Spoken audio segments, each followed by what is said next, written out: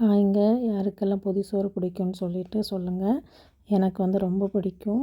என்னோடய அம்மா வந்து என்னோடய ஸ்கூல், காலேஜ் டேஸில் வந்து இந்த மாதிரி தான் எனக்கு செஞ்சு கொடுப்பாங்க. வாழை இலையில் வந்து வெஜிடேரியன் இல்லைன்னா நான் வெஜிடேரியன் இந்த மாதிரி செஞ்சு கொடுப்பாங்க. எனக்கு ரொம்ப பிடிக்கும். நம்ம கொஞ்சமாக சாப்பாடு வச்சுக்கலாம். அதுக்கப்புறம் பொரிச்ச மீன் ஒன்று வச்சுக்கலாம். அதுக்கப்புறமா ஒரு முட்டை வச்சுக்கலாம். அப்புறமா வந்து கொஞ்சமாக துவையல் வச்சுக்கலாம். இதில் வந்து நம்ம நிறைய ஆப்ஷன் இருக்குது. வெஜ் வச்சுக்கலாம், நான்வெஜ் வச்சுக்கலாம். நான் இன்றைக்கி நான்வெஜ் வச்சு இன்றைக்கி நான் மேக் பண்ணுறேன்.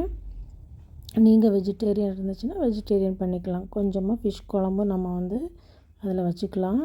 வச்சுட்டு அதை வந்து பொதிய ஸ்டார்ட் பண்ணிடலாம். இனிமேல் நல்லா ஃபோல்ட் பண்ணி இதில் வந்து ஒரு ரப்பர் பேண்ட் போட்டுக்கலாம். சில பேர் வந்து இதில் நூல் கட்டுவாங்க.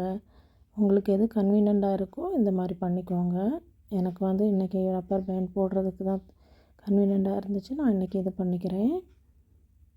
இது அப்புறமா வந்து க்ளோஸ் பண்ணிவிட்டு நம்ம வந்து என்ன பண்ணிக்கலாம், மத்தியானம் வந்து ஓப்பன் பண்ணிக்கலாம். ஓப்பன் பண்ணும்போதே அந்த வாழை இலையோட வாசனை சேர்ந்து ரொம்ப டேஸ்டியாக இருந்துச்சு. பார்க்குறதுக்கே வந்து கலர்ஃபுல்லாக சூப்பராக இருந்துச்சு. என்னோடய பழைய நினைவுகளெல்லாம் எனக்கு வந்துட்டு போயிட்டு இருந்துச்சு. என்னோடய அம்மா இந்த மாதிரி தான் எனக்கு செஞ்சு கொடுப்பாங்க. ஃபிஷ் ஃப்ரை பார்த்திங்களா, எல்லாம் சேர்ந்து மிக்ஸ் ஆகிருக்கும். இந்த வாழை இலையோட வாசனையும் சேர்ந்து நமக்கு வந்து சாப்பிட்றதுக்கு ரொம்ப டேஸ்டியாக இருக்கும்.